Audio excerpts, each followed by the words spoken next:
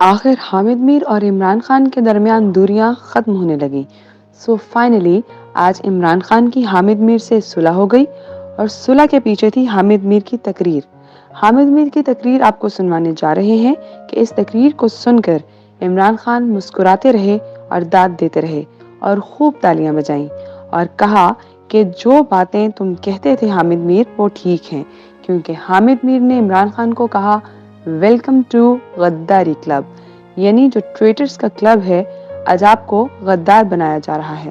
میں آپ کو کہتا تھا کہ آپ نے ان لوگوں سے بچنا ہے، اب آپ دیکھ لیں یہ وہی صورتحال ہے۔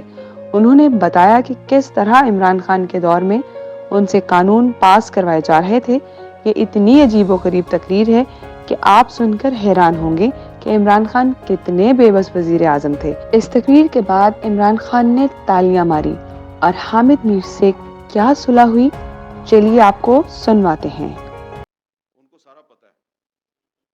تو فرد اللہ بابر صاحب بھی ان باتوں کی تائید کریں گے۔ تو اس لیے یہ جو مسئلہ ہے نا کہ جی آپ ایک پولیٹیکل پارٹی کا جو موقف ہے اس کو کیوں سپورٹ کر رہے ہیں، بطور ایک صحافی یہ ہماری ایک انٹرنل ڈیبیٹ ہے کہ آپ کو ریڈ لائن کتنی کراس کرنی ہے کتنی نہیں کرنی، لیکن اگر آپ کر بھی رہے ہیں اور آپ کی آواز دبائی جاتی ہے تو یہ ناقابل قبول ہے، یہ آرٹیکل 19 کی خلاف ورزی ہے۔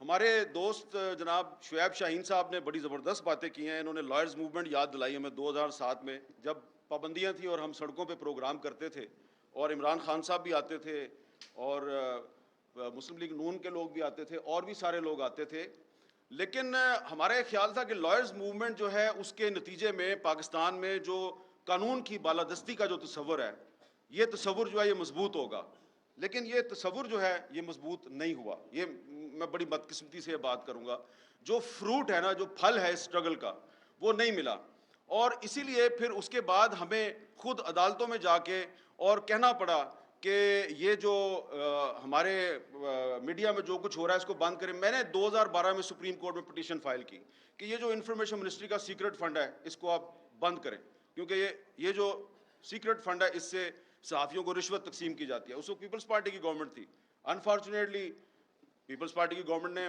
بڑی مخالفت کی ہماری، لیکن ہم نے کہا کہ یہ غلط بات ہے، اور اس کے بعد پھر بہت سے اور ایشوز تھے جس کے بعد ہمیں غداری کے الزامات لگنے شروع ہو گئے، حملے ہو گئے۔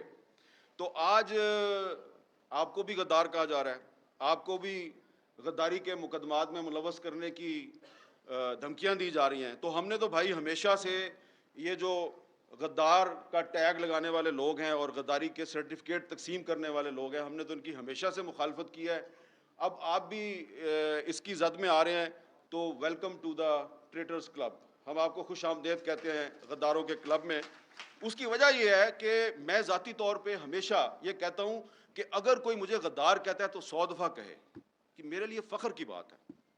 ہاں، اگر کوئی آپ کو پیٹریوٹ کہتا ہے تو پھر آپ ذرا مشکوک ہیں، کیونکہ پھر پیپلز پارٹی پیٹریوٹ بنی تھی نا، پتہ ہے نا آپ کو، تو مسلم لیگ کے اندر بھی جو گروپ بنے تھے قائد اعظم کے نام پہ، پتہ ہے نا آپ کو کس طرح بنتے ہیں، برا نہ بنائیے گا سرور خان صاحب۔ تو اس لیے اگر آپ کو کوئی پیٹریوٹ کہتا ہے تو پھر آپ مشکوک ہو جاتے ہیں۔ ہاں، کوئی غدار کہتا ہے اس کا مطلب ہے کہ یار یہ بندہ جو ہے نا یہ اس راستے پہ چل رہا ہے جس پہ فاطمہ جناح چلی تھی۔ سب سے پہلے اس ملک میں مادر ملت محترمہ فاطمہ جناح کو جنرل ایوب خان نے کہا یہ انڈین ایجنٹ ہے، اور کہا کہ یہ غدار ہے۔ اس لیے آج کے پاکستان میں جب کسی سیاستدان کو غدار کہا جاتا ہے تو میں سمجھتا ہوں کہ اسے اس پہ اعتراض نہیں کرنا چاہیے، خوشی کے ساتھ کہیں کہ ہاں میں غدار ہوں، آؤ مجھے گرفتار کرو، آؤ میرے پہ مقدمہ چلاؤ۔ لیکن اگر کوئی فوجی ڈکٹیٹر جو ہے اس پہ آرٹیکل 6 کو ایبروگیٹ کرنے کا الزام ہے تو اس پہ مقدمہ ضرور چلنا چاہیے، اس کو کنوکٹ کیا گیا تو اس کو سزا بھی ملنی چاہیے۔ تو یہ شعیب شاہین صاحب جو ہیں یہ میری اس بات سے اتفاق کریں گے، انہوں نے بڑے خوبصورت طریقے سے آپ کو ڈیفائن کر دیا ہے کہ آئین کی خلاف ورزی ایک اور چیز ہے اور آئین کو ایبروگیٹ کرنا ایک اور چیز ہے۔ تو آئین کی خلاف ورزی پر آپ ایک مقدمہ چلا سکتے ہیں کہ بھئی تم نے ٹریفک سگنل توڑا ہے، تمہیں جرمانہ کرتے ہیں، لیکن ٹریفک سگنل توڑنے پہ آپ کہیں کہ تم غدار ہو، تم نے آئین ایبروگیٹ کیا ہے، تو یہ بات جو ہے یہ ناقابل قبول ہے۔ اس لیے پولیٹیکل گورنمنٹ کو فوجی ڈکٹیٹروں کے راستے پہ بالکل بھی نہیں چلنا چاہیے۔ اب یہ جس پی ایف یو جے کے سیمینار پہ آپ آئے ہیں یہ وہ پی ایف یو جو ہے جس نے ہر مشکل وقت میں جب بھی آزاد پیکا آرڈیننس جو ہے وہ جب آپ نے لاگو کیا، اور میری انفارمیشن کے مطابق ڈاکٹر شیریں مزاری نے اس پہ آبجیکشن کی تھی، لیکن اس کے باوجود وہ ایک کابینہ کا بائی سرکولیشن اجلاس جو ہے اس نے اس کی منظوری دی اور آپ نے اس کو لاگو کر دیا، تو ود ان 24 آورس انہوں نے مجھے لاہور سے کہا جی اس کو چیلنج کرنا ہے۔ یہ جمیل مرزا صاحب آگے میرے پاس اگلے دن، ہم نے بہت جلدی میں ایک پٹیشن تیار کی، اس میں آرگومنٹس بھی صحیح طرح نہیں لکھے، بس کر کے صبح جا کر 9 بجے عدالت میں ہم نے اس کو داخل کروایا، اور اس دن جسٹس اطہر من اللہ صاحب کا اللہ بھلا کرے کہ انہوں نے اس کا جو سب سے خطرناک اس کی جو کلاز تھی اس کو انہوں نے سسپینڈ کر دیا۔ اگر وہ سیکشن 22 اگر وہ اس دن سسپینڈ نہ کرتے تو آج یہ آپ یہاں پہ جو سیمینار کر کے کوئی چلا جائے گا، کوئی پتہ نہیں شاید جا سکے یا نہ جا سکے، کہیں کہاں پھنس جائے۔ لیکن یہ ہے کہ یہ شعیب شاہین صاحب تو پچھلے سیمینار میں بھی تقریر کر کے ابھی تک آپ صحیح سلامت پھر رہے ہیں۔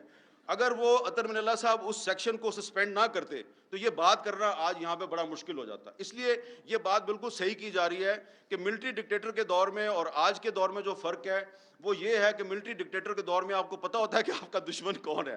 یہ سویلین گورنمنٹ کے دور میں جو ایک آمرانہ قسم کے اقدامات لگتے ہیں تو وہ سامنے نہیں آتے، پتہ نہیں چلتا کون کیا کر رہا ہے۔ اسی طرح جو ایک تو پیکا آرڈیننس جو ہے، پیکا لا، یہ آزادی صحافت کے راستے کی بہت بڑی رکاوٹ ہے۔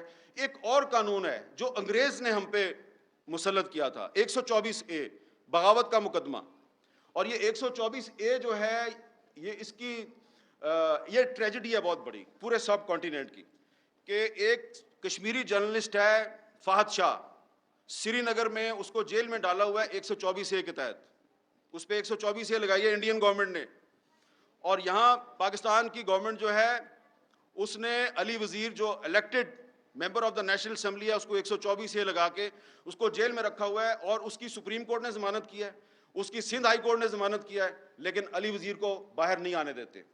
اور جب 124A کو ختم کرنے کے لیے کوئی سینٹ میں کوئی بل موو ہوتا ہے تو خواہ کوئی بھی گورنمنٹ ہو وہ اس کو پاس نہیں ہونے دیتی، اس کی مخالفت کرتی ہے۔ پی ٹی آئی کے دور میں جب رضا ربانی نے 124A کو ختم کرنے کے لیے بل پیش کیا تو اس کو ریجیکٹ کر دیا گیا۔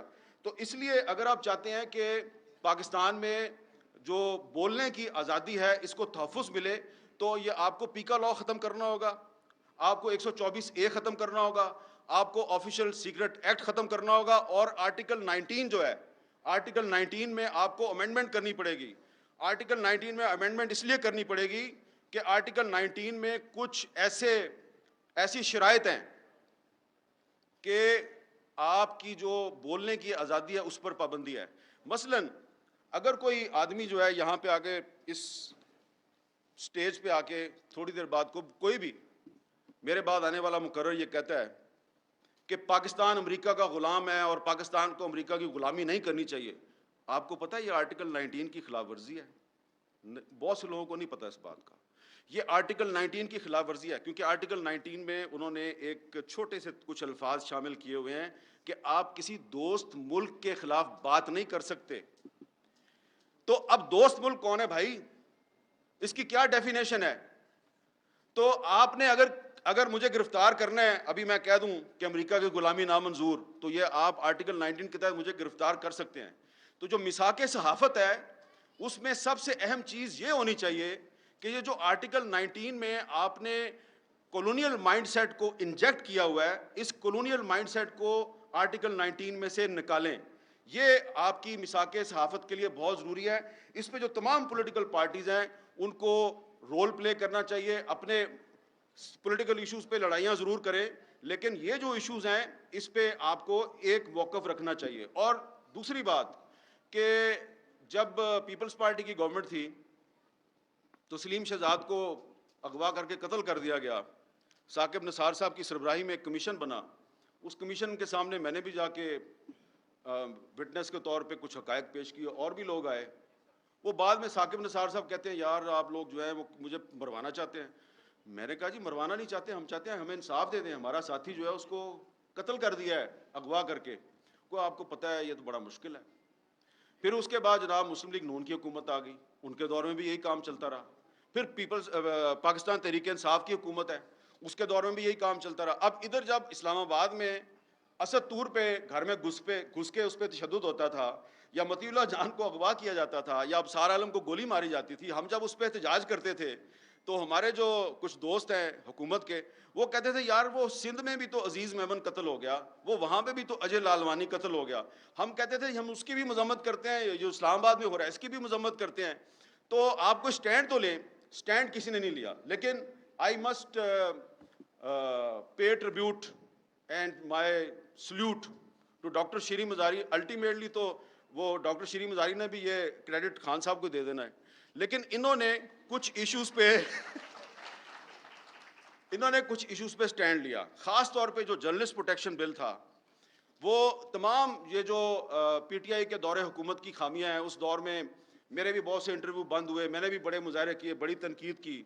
لیکن جس طریقے سے 2.5 سال لگا کے انہوں نے جرنلسٹ پروٹیکشن بل جو ہے اس کو منظور کروایا. اور کبھی کبھی میں سنتا ہوں کہ آج کل پی ٹی آئی والے کہتے ہیں بڑے راز ہیں ہم سامنے لے آئیں گے. بھائی ہمارے پاس بھی بڑے راز ہیں، ہم بھی سامنے لے آئیں گے اور بتائیں گے کہ ڈاکٹر شیریں مزاری جو ہے اس کو جرنلسٹ پروٹیکشن بل کی وجہ سے کہاں کہاں پہ کون کون اس کو طلب کرواتا تھا، اس کو پیشیاں بھگتنی پڑتی تھی، کون اس کو کیا دھمکیاں دیتا تھا. یہ بتا دوں گا نا میں جس دن، میں سیریس بات کر رہا ہوں، اس دن آپ لوگوں کو لینے کے دینے پڑ جائیں گے. But I am not here to embarrass anyone. میں آپ کو اس پہ شاباش دینا چاہتا ہوں کہ آپ نے وہ جرنلسٹ پروٹیکشن بل منظور کروایا. اتنی مشکل زگ زیگ میں سے نکل کے فروغ نسیم نے پوری کوشش کی کہ یہ بل منظور نہ ہو، لیکن پھر بھی وہ بل منظور ہو گیا. اور اس کا کریڈٹ جو ہے وہ مینلی ڈاکٹر شیریں مزاری کو جاتا ہے، اور پھر بعد میں آپ تحریک انصاف کو بھی اس کا کریڈٹ دے دیں. لیکن یہ بات میں اس لیے کر رہا ہوں، میری بات کا برا نہ بنائے، کہ جب فروغ نسیم صاحب اس بل کے خلاف سازشیں کر رہے تھے، اور انہوں نے جو مسنگ پرسنز کا بل تھا اس کے خلاف بھی سازشیں کی، تو کوئی روکنے والا نہیں تھا ان کو. یہ بڑا پرابلم ہے کہ آپ اس کو روک نہیں رہے تھے. اور مجھے پتا ہے کہ مجھے کہاں کہاں سے پریشر آتا تھا کہ یار یہ تم کیوں یہ شیریں مزاری کے بل کو لیے پھر رہے ہو. جب اس کو پی ایف یو جے نے سپورٹ کر دیا اور اس کو human rights commission of Pakistan نے سپورٹ کر دیا، اور مجھے آئی اے رحمان مرحوم نے کہا، میں نے جب ان کو جا کے اس کا ڈرافٹ رکھا تو آئی اے رحمان صاحب نے کہا حامد یہ بل منظور ہو جائے گا. میں نے کہا سر ہو جائے گا. اس نے کہا اس کا مطلب ہے میری ساری زندگی کی جو سٹرگل ہے وہ کامیاب رہی. وہ بل منظور ہو گیا. لیکن پھر کیا ہوا کہ پھر اس میں ایک کمیشن بننا تھا کہ کسی صحافی پہ جب حملہ ہوتا ہے تو وہ کمیشن جو ہے اس نے انکوائری کرنی تھی، اور اس کمیشن میں ورکنگ جرنلسٹ کی تعداد زیادہ تھی. اب وہ کمیشن اگر وہ کمیشن آج ہوتا تو یہ جو بہت سے صحافی ہمارے سامنے بیٹھے ہیں جن پہ آج کل مقدمات درج ہو رہے ہیں اور ان کو ہراسمنٹ کا سامنا ہے، تو وہ کمیشن ان کی انکوائری کر رہا ہوتا. نہ وہ کمیشن بن سکا، نہ ہی اس کمیشن کا سربراہ جو ہے اس کی تقرری ہو سکی. لہٰذا یہ جو میثاق صحافت ہے اس میں ایک چیز یہ بھی شامل ہونی چاہیے کہ جو پچھلے دور میں جو جرنلسٹ پروٹیکشن بل بنایا گیا تھا، اس جرنلسٹ پروٹیکشن بل میں جو کمیشن ہے اس کو کمیشن کی تشکیل مکمل کی جائے، اس کا چیئرمین لایا جائے. کیونکہ اگر وہ کمیشن نہیں بنے گا تو اس کا مطلب ہے کہ جرنلسٹ پروٹیکشن بل جو ہے وہ صرف ایک ڈاکومنٹ ہے اور اس کی کوئی پریکٹیکل حیثیت نہیں ہے. وہ بل جو ہے وہ ضرور بننا چاہیے، اور اگر وہ بل نہیں بنتا تو اس کا مطلب ہے کہ پھر یہ جو اس وقت حکومت ہے، یہ آزادی صحافت جو ہے اس میں اتنی سنسیئر نہیں ہے جتنے کے دعوے کیے جا رہے ہیں. تو میں نے کافی ساری باتیں کر لی ہیں، لیکن ایک بات میں آخر میں ضرور کروں گا کہ اسلام آباد ہائی کورٹ بار ایسوسی ایشن جو ہے اس نے پاکستان تحریک انصاف کے دور حکومت میں ایک آبزرویشن دی تھی تقریباً 5-6 مہینے پہلے، کہ لاپتہ افراد کا جو معاملہ ہے اس پر اب میڈیا میں بات کرنا بڑا مشکل ہو گیا ہے. وہ تو تھا تحریک انصاف کا دور حکومت، اب شہباز شریف صاحب کا دور حکومت ہے.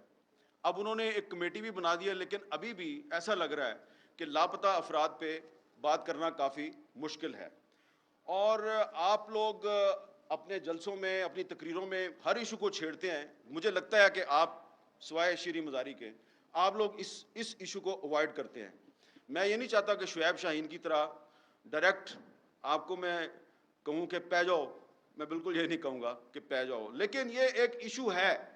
اگر آپ پاکستان میں آئین اور قانون کی بالادستی چاہتے ہیں تو یہ جو انفورسڈ ڈس اپیرنسز کا مسئلہ ہے، لاپتہ افراد کا مسئلہ ہے، اس پر آپ کو سٹینڈ لینا پڑے گا، اور اس کا براہ راست تعلق جو ہے وہ آزادی اظہار کے ساتھ ہے، کیونکہ ہمارے بہت سے صحافی ساتھی جو ہیں ان کو اغوا کیا جاتا ہے، اٹھا لیا جاتا ہے صرف اسی چکر میں کہ آپ جو ہے ریڈ لائن کراس کرتے ہیں، اور پولیٹیکل ورکر جو ہے اس کو تو اٹھا کے غائب بھی کر دیا جاتا ہے۔ ہمارے کچھ ساتھی جو ہیں وہ جا کے پھر واپس آتے ہیں اور پھر وہ چپ ہو جاتے ہیں۔